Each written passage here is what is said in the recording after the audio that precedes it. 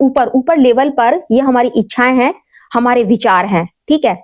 इसके नीचे लेवल पर है ईश्वर का स्थान।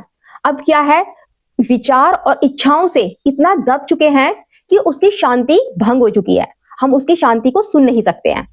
और इसको सुनने के लिए केवल एक ही तरीका है कि जब हम अपनी सांस को लेते हैं, गहरी सांस को लेते हैं सूक्ष्म गति से, तो दोस्तों होता क्या है, उन सांसों के धक्के से वो विचार, वो इच्छाएं क्या है, खत्म होने लगती हैं।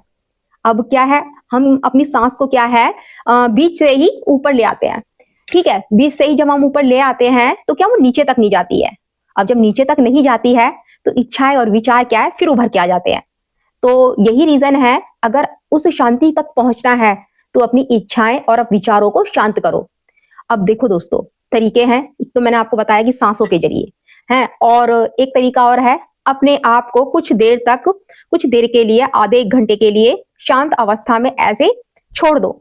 मतलब कहने का मतलब है कि अपने आप को 1 घंटे तक, 2 घंटे तक एक ही जगह पर बैठने दो।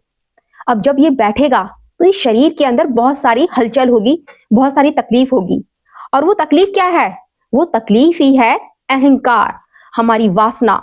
ये क्या है, हमें एक जगह पर बैठने नहीं देती है। अगर हम एक जगह पर बैठना शुरू कर देते हैं तो ये यकीन मानो दोस्तों, तुम्हारे अहंकार का, तुम्हारी वासना का, तुम्हारी इच्छाओं का क्या है, खुद ही समर्पण हो जाता है। किसको, जो तुम्हारे अंदर बैठा हुआ है। फिर धीरे धीरे तुम उस शांति तक उतरने लगते हो, उसकी आवाज तक पहुंचने लगते हो।